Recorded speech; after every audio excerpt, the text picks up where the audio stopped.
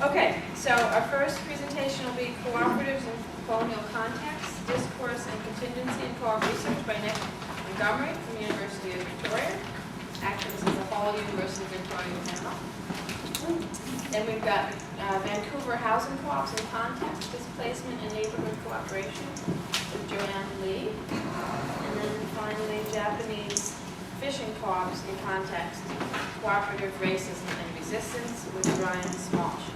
So we'll hold questions till the end. If that makes sense to everybody, unless there's a clarifying question. And I will sit right here, so if you have one, you can catch my attention. So let me just introduce where this panel came from. The three of us are working out of the University of Victoria Centre for Cooperative and Community-Based Economy. This project is funded by the Shirk-Kira on measuring the impact of cooperative difference. And so the way we framed our presentation to you is thinking through this question of cooperative difference and impacts. And so Nick is going to do some lay out some of the conceptual work that we've been thinking on. And then Brian is going to highlight some of the things that a case study of Japanese-Canadian fishing co-ops on the West Coast during the first half of the century reveals in terms of understanding contingency and emergence of co-ops in their context. And what we're arguing is that we have to begin taking seriously the emergence of cooperatives in their situational context, and in this particular case, the context of racist exclusion. Then myself, I'm going to continue that theme of racist exclusion in the sense of what does cooperation in the community during the time of urban renewal in the 1960s tell us, and then why did they, the community, begin to move into developing housing, both cooperative and strata title forms of housing. And then Nick's going to conclude again to draw some themes together. So that's the lay of the land. Okay. So this is a kind of theory-heavy presentation, but I'm going to try to make it accessible and work through it, and it involves a lot of kind of theoretical concepts that we've been developing and working through it. If I'm repeating myself, I'm just going to say that that's part of the iterative process. Because part of it is actually in the presentation this morning, Mitch described it as wicked problems. And so I think we're working with a whole set of wicked problems.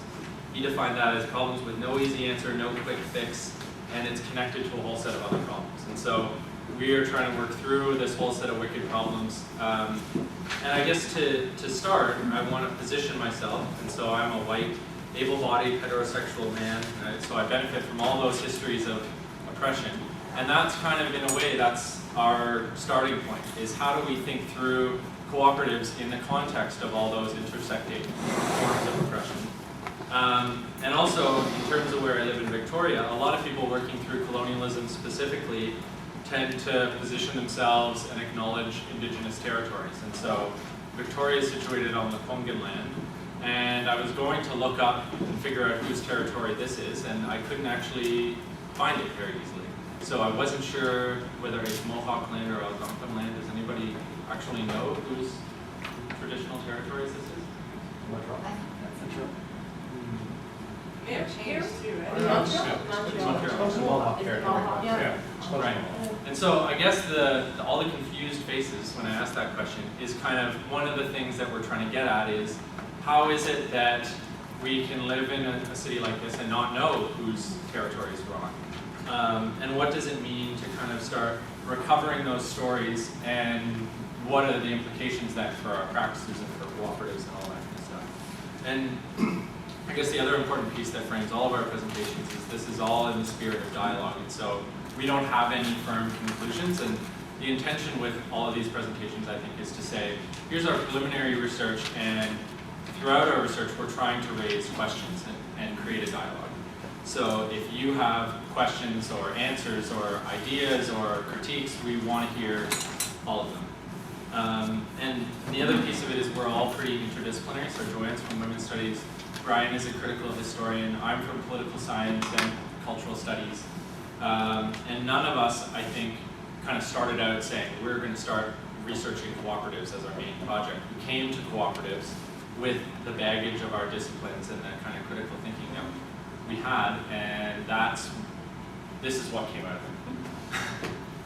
So if you have a problem with our presentations, you should blame women's studies. I'll take the blame. Right. So the kind of context that we are specifically thinking through in this set of presentations is colonialism and racism, and how that's connected to nation building, specifically Canadian nation building, but also we can think of it internationally, and I'll talk about a couple of international examples towards the end. So some questions that come out of that immediately are, how can we tell alternative stories of cooperatives, non-dominant stories? How do we attend to these dynamics of racism and colonization and nationalism? What does it mean to start thinking through the fact that those aren't just problems out there that we're confronting, but they're problems that are in here that we've internalized, that we reproduce in our everyday practices? And so what's the implication of that for cooperatives? What does it mean to adopt a critical and decolonizing framework in co-op research? What are the obstacles to critical co-op research? And so that was one of the things, is we said, okay, we want to do this, but we kept kind of hitting up against these things, and we weren't even sure how to articulate the obstacles. And so this kind of iterative process is us trying to figure out what are the barriers, how can we name them, how can we work through them, and what concepts, fundamentally, like what concepts, what methodologies are actually useful for this task. And so we have found genealogy and the concepts of articulation and hegemony to be useful, and they come from, the way that I know them from is from post-Marxism, and two authors who wrote it are famous from the 80s when they published Hegemony and Socialist Strategy, and that comes out of the whole legacy of both Marxism and post-structuralism. And so those are the concepts that I was working through as I kind of developed this presentation. And I guess the starting point is when we tried to say we're part of this Measuring the Cooperative Difference Research Network, and one of the fundamental framing questions is, okay, what's the cooperative difference? Let's define it. That's the starting point. We have to figure out what makes cooperatives different, and then we'll move on and do our research. And when you actually look at the diversity of texts and cooperatives and ideas out there about what they are, they're democratic, and they're colonial, and they're anti-colonial, and they're corporatized, and they're anti-corporate. They're an engine for economic development, but they're also self-interested. They're community-oriented. They're a powerful global movement, but they're also parochial global institutions, or parochial institutions that ignore the global movements. They're cutting edge, and they're also outdated. So how do we deal with all of these contradictions about what co-ops are? How do we account for all these contradictory meanings or discourses? And I think one of the fundamental beginning points of a lot of research coming out of political science is the starting point is just say, well, that's complicated, so we'll just pick one of those and we'll make it stable. So we'll say co-ops are democratic, or they should be, define democracy, and then move on, and we'll figure out whether they approximate our definition of democracy or not. And I guess what this misses is that cooperatives themselves are part of this struggle over meaning, to define co-ops, to define their context, to define what their goals should be, to define their aspirations. And if we as researchers start from fixing and defining a concept and then saying, okay, the co-ops measure up to that, we're missing all the struggles over meaning. And so part of this research is to actually orient ourselves to the struggle itself, to say, we're not going to pick one of those, we're going to look at all that play and the struggles and negotiations that make co-ops what they are.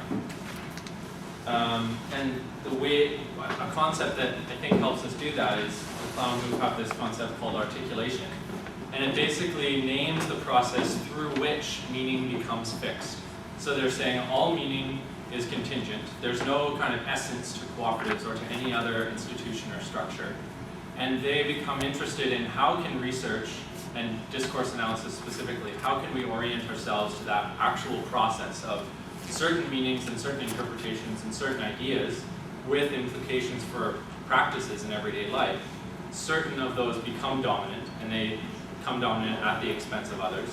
And their argument is that that game is inescapable.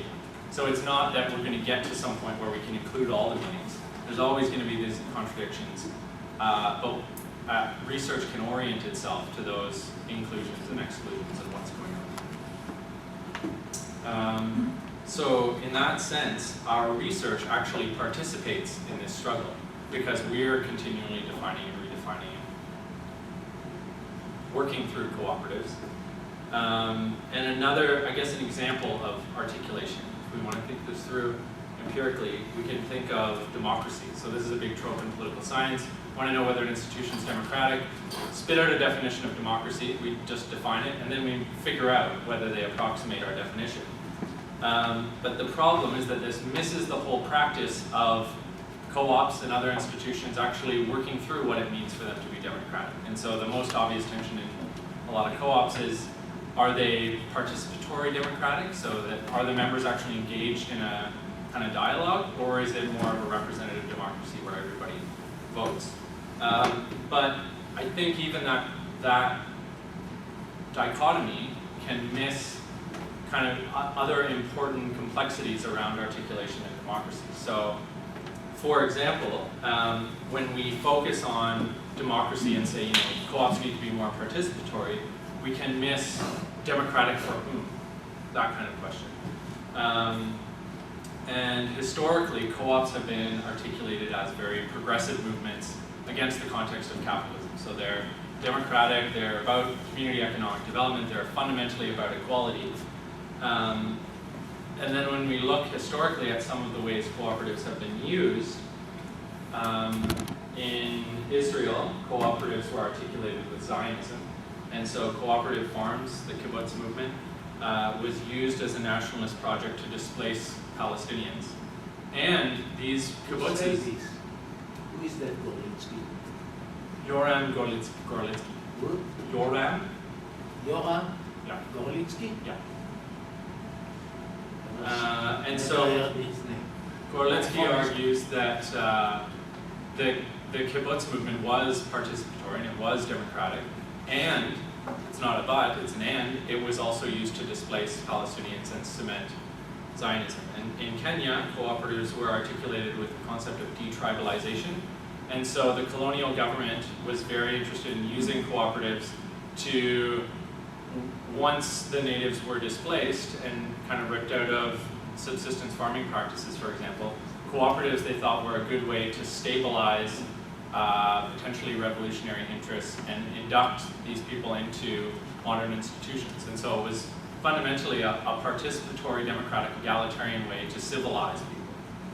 And in Canada, cooperatives are articulated with enclosure. And so cooperatives, Brett Fairburn argues, were kind of consonant with the broader patterns of European settlement, property relations, and agriculture. And usually the narrative that happens with prairie cooperatives is that it's a conflict between corporations and cooperatives. And what this misses, Brett Fairburn says, is that it obscures how both of these movements were involved in the broader process of enclosure and settlement and industrialization. And so these are the kinds of things that we're trying to get at when we think through colonialism, and that I think articulation is especially useful for. So one of the implications here is that it's not that these examples of colonial cooperatives are a few bad apples, and they're actually very consistent with the ideals of democracy and equality and good governance and all those things that we say is important about the democratic potential of co-ops. But the insight of articulation is we have to always be critical of those ideas and say, whose interests are they serving, how are they working, how are they articulated with other movements, and a lot of that in Joanne and Brian's presentation means looking at fundamentally what's going on the ground, how are people thinking through these ideas themselves, and how does that influence everyday practice. And so whether or not co-ops are colonial is a kind of sometimes and maybe question. The point of articulation is to show that co-ops are radically contingent. There's no kind of essence to them, there's no fundamental structure, and if we start there and say, fundamentally co-ops are democratic because all the members vote, then we tend to miss a lot of these contextual factors in it.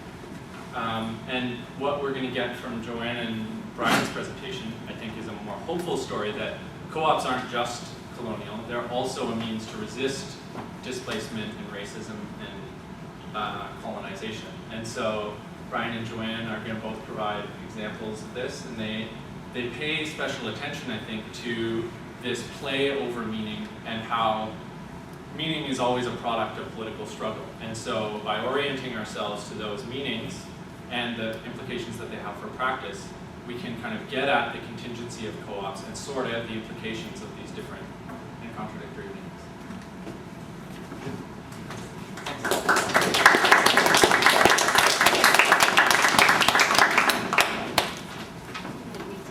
Sure, yeah. Bit of complicated. Be your- Lee, and I'm going to be talking about the Strathcona community's experience with housing co-ops. How many people know the Strathcona community in Vancouver? Anybody here? Well, I'm going to give you a bit of context, so don't worry about it. So slide 1, and then the purpose of my talk here is to give you a sense of the study that we've just recently started, and as Nick said, I'm really being modest here. I'm not making a lot of huge claims. I really invite you to share your reflections and comments with me. Slide 2. Sir, that is slide 2. Strathcona is a low-income traditional immigrant settlement neighborhood located next to the historic Chinatown in downtown inner-city Vancouver. In the 1950s, it was identified by the city as a blighted area. In other words, it was a slum, and it was slated for wholesale demolition. Can you back up one? Or, that one? Yeah. So, using funds made available through the National Housing Act, all homes in the area were to be expropriated and bulldozed. So this is the Strathcona area here, and its location right here, just at the bottleneck to the freeway to the suburbs of Surrey and Burnaby, makes it a particular vulnerable community for modernist planning strategies of transportation. In the 1950s, the idea of the modern city was that you could work downtown and decent families live in white picket fence, in heterosexual, families out there in the suburbs. So let's go to slide 4. So I don't know where we are now. Okay, so what I want to show you is just to give you an idea of what that discourse and what that looked like in terms of what the City of Vancouver and the federal government, Central Mortgage and Housing Corporation, their view of the city really exemplifies for me what the agenda was, a modernist planning agenda was, and how that view of the inner city core immigrant settlement neighborhoods drove the plans to really conduct immoral expropriation. So just as you see it, you'll hear the discourse of public health and hygiene, etc., etc. So I'm just going to give you a sense of what that sounds like.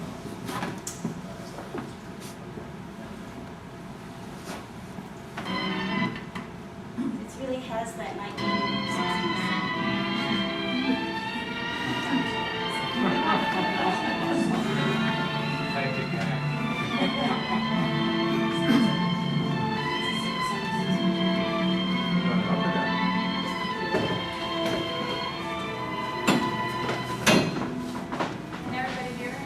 Captain George Vancouver, commander of His Britannic Majesty's ships Discovery and Chatham, sailed through the entrance to Vancouver's harbor on the 13th day of June, 1792. Today, Vancouver is located where the gallant navigator found safe anchorage over 170 years ago. Built on the shores of Burrard Inlet, the city has one of the finest natural harbors in the world, and its magnificent setting inspired Captain Vancouver to observe, to render it a most lovely land requires only the industry and ingenuity of man. Except for a tragic fire which destroyed most of the city in 1886, its history has been one of vitality and amazing growth, and today the industry and ingenuity of man is reflected in Vancouver's apartments, drives, parks, and homes. Industry has contributed its measure to Vancouver's strength and design. Modern roads, bridges, tunnels, and freeways connect expanding local and suburban districts with the heart of the city.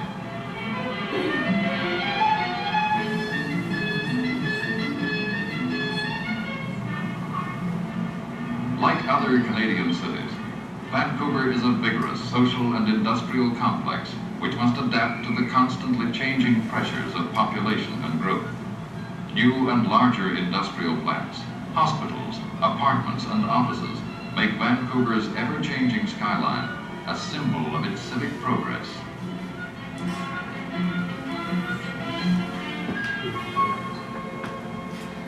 Okay, here it changes. It's silent. This is the blight.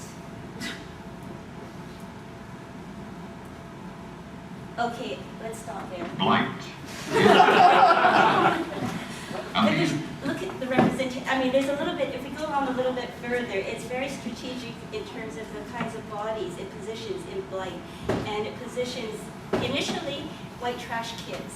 The greatest threat to a white nation is the contamination of white bodies. And so anyways, this is now remember that this is a traditional immigrant ethnic settlement area, low income, and also just to bring the gender dimensions, a lot of the single men working in the logging and mining companies were also living in rooming houses, and that was undisciplined men without families, right, were real threats to the social order. So there were lots of reasons why the city would want to clean out and demolish that area. So basically what had happened was that this video was produced to convince CMHC to use National Housing Act funds with the provincial government and the municipal government contributing 50% from the provincial and 25% from the city, money to fund a planning study to justify urban renewal.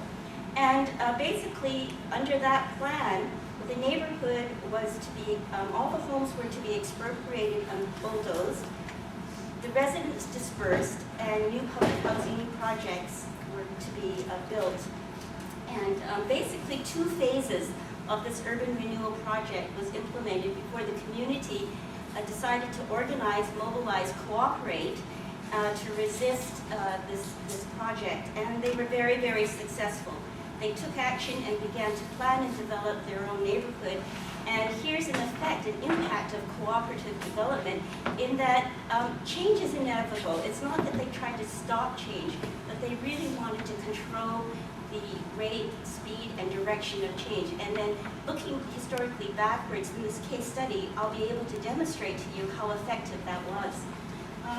Within 2 years, from 1968 to 78, SPOTA halted the, so we can go to slide 6. Do we not get to watch even a little bit of the blight part? Do you want to watch a little bit more of the blight? I don't know. Okay, okay. All buildings right. built with such hope and care at the turn of the century are dying board by board, and the property they occupy dies with them. Most of Vancouver is kept strong and healthy through the normal process of land and building renewal. But in areas such as this, nothing happens except dilapidation and decay gets worse each year. Property values fall, and blight is the result.